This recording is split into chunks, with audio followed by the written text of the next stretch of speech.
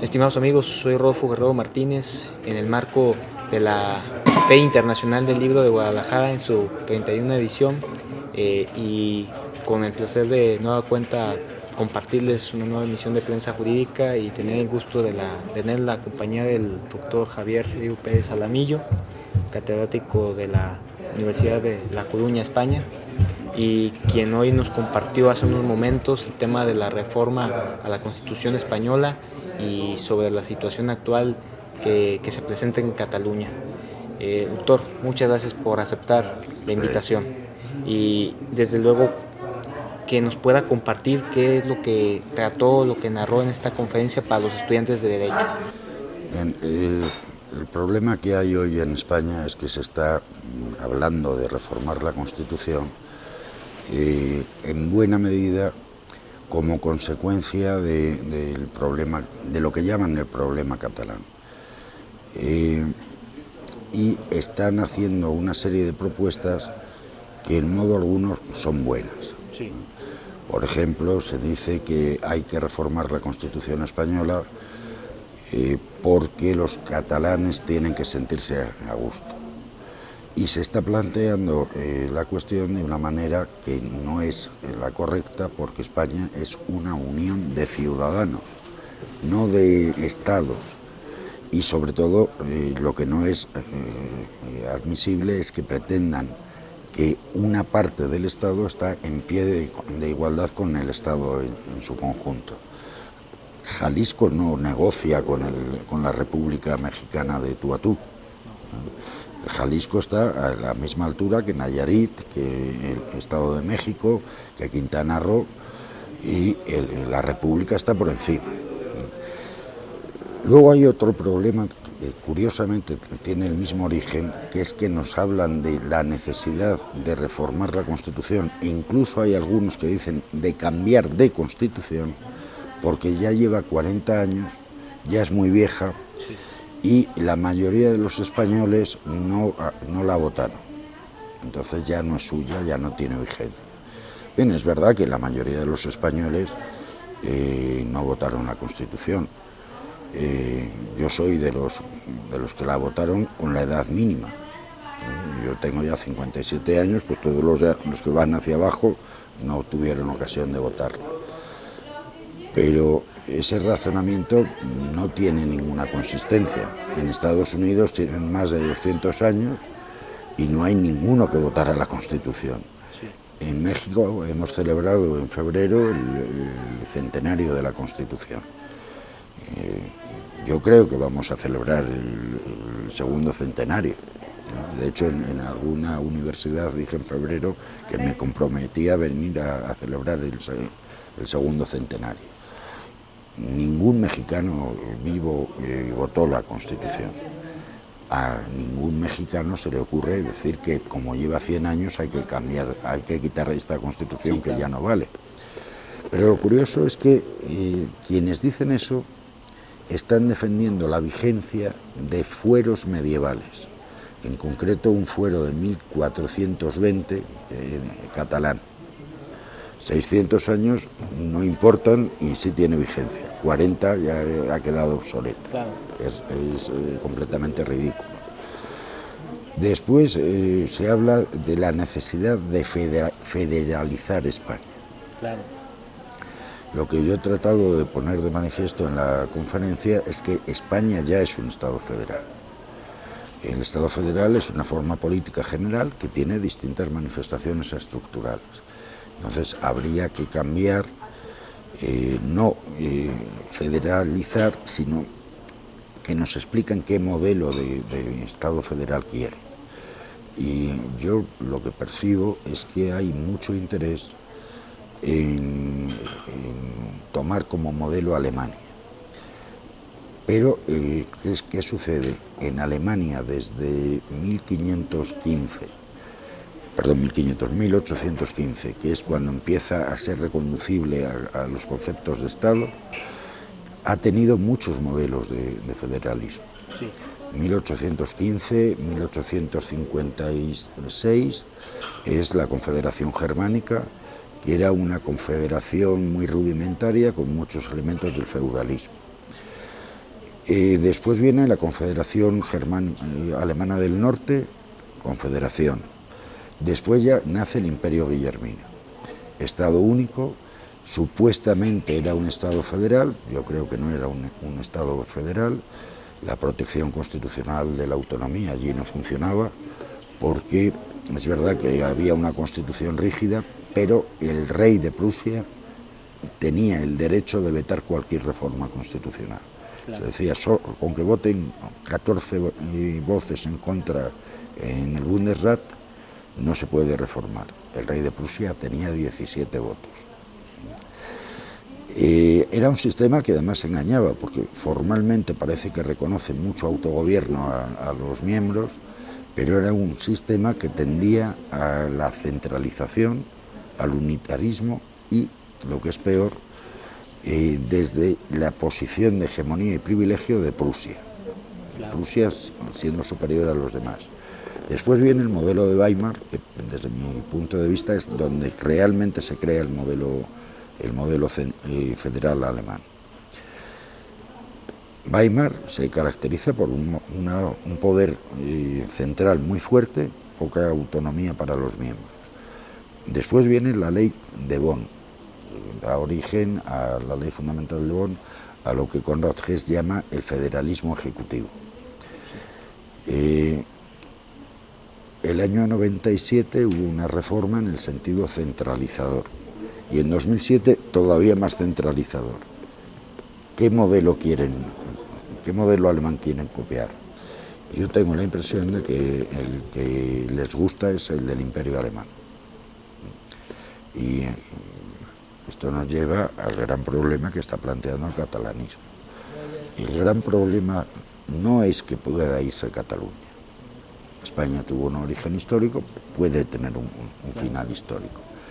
El problema es que nos estamos jugando la democracia, porque la monarquía constitucional, pese a lo atractivo que puede resultar el nombre, lo que escondía era el mantenimiento del Estado absoluto. Sí. Entonces, ese es el gran peligro que tenemos hoy los españoles y que hay que reformar, evidentemente. Se puede hablar del Senado. Yo creo que el Senado es algo absolutamente prescindible, que nace como la Cámara de los Estados, nace como un residuo contractualístico, algo que viene condicionado en Estados Unidos, en Alemania, por la situación previa de la Confederación. En los estados que no hemos tenido ese pasado, sin contar con que tampoco se entiende, dado que el Estado federal es una unión de ciudadanos, por qué se rompe la representación entre los ciudadanos y los estados. Por lo tanto, es un elemento superestructural que se podría suprimir. Yo creo que sería muy conveniente llevar a la Constitución, a una norma de rango constitucional, la división de competencias. Sí. Cerrar de una vez el proceso constituyente. Y creo que sería muy bueno que todas las materias de contenido social estuvieran en manos de la organización política central, porque es la que actúa en todo el territorio y es, por lo tanto, la que está en condiciones de asegurar que los derechos sociales van a ser iguales para todos los ciudadanos. Doctor, puntualizando y agradeciendo a todos los que vean esta pequeña entrevista, se ha hablado mucho por diferentes catedráticos de España, algunos de Alicante, referente a que se debe considerar crear el Senado, se debe de considerar que cada colectivo de ciudadanos estén participando y por qué no tener cada uno de ellos su propia constitución subordinadas a la Constitución española. No sé qué tan factible sea eso, en su opinión, ¿qué sería el camino idóneo que España debería de seguir ante esta? Bueno, la de que todos los ciudadanos tengamos nuestra propia Constitución es una idea muy moderna, pero irrealizable. Pero sí que es interesante lo de que se haga con participación ciudadana. El proceso constituyente español de 1977-78 pecó precisamente de eso, de la falta de transparencia. La famosa Comisión de los Siete deliberaba en secreto.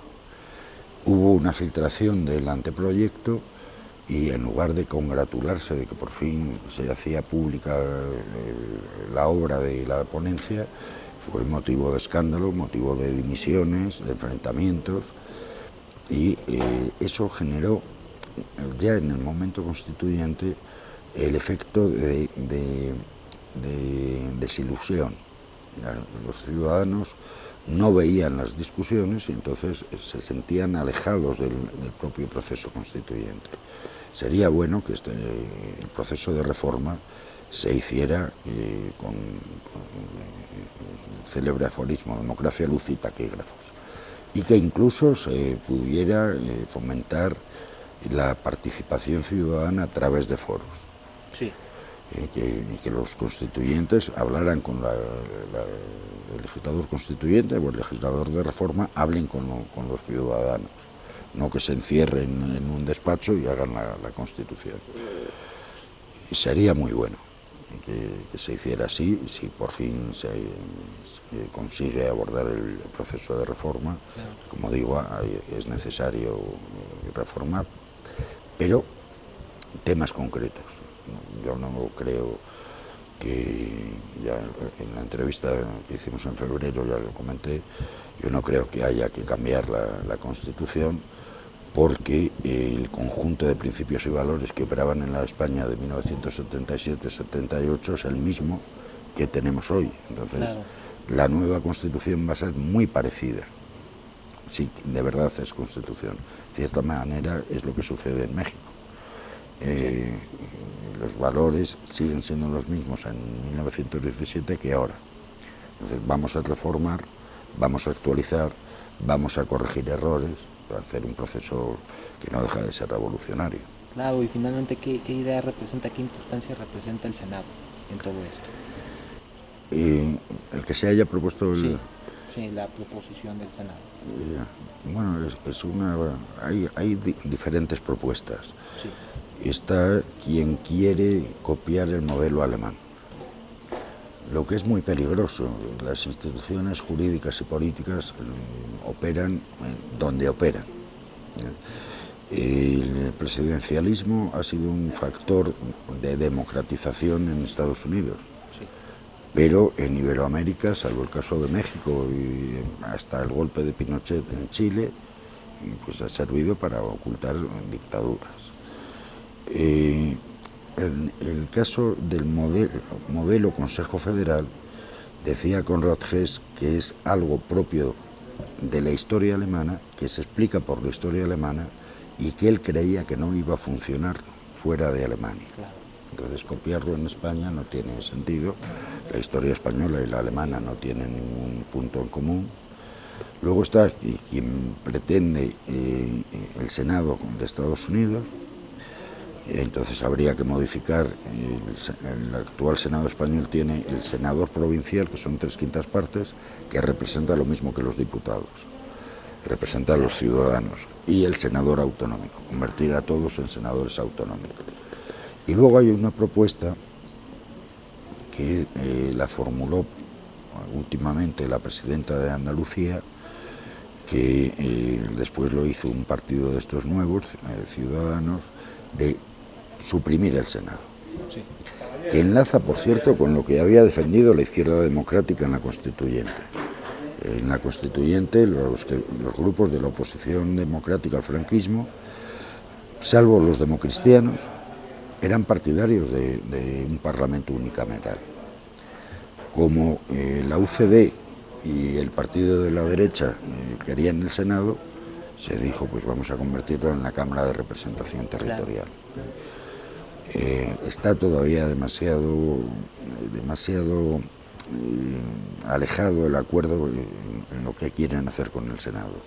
Y yo me temo, entre otras cosas, porque me lo comentaba hace poco el ex vicepresidente del gobierno, Alfonso Guerra, que el haber metido el Senado en el cajón de lo que hay que reformar, lo que va a hacer es que no se haga la reforma. Comentaba Alfonso Guerra que desde el 78, siempre que han hablado de reforma, en el momento que se mete el Senado, se acabó la discusión. De antemano, agradeciendo de nueva cuenta este espacio, doctor, y a todos ustedes que sigan de cerca el Encuentro Internacional de Juristas, que año con año se realiza, en esta ocasión organizado por el doctor de la división, el doctor José Jesús Becerra Ramírez, director de la División de Estudios Jurídicos, y agradeciendo de antemano al doctor Javier Río Pérez Alamillo, catedrático de la Universidad de La Coruña en España. Doctor, Gracias. muchas gracias. A vosotros. Ustedes, estimados amigos, hasta luego.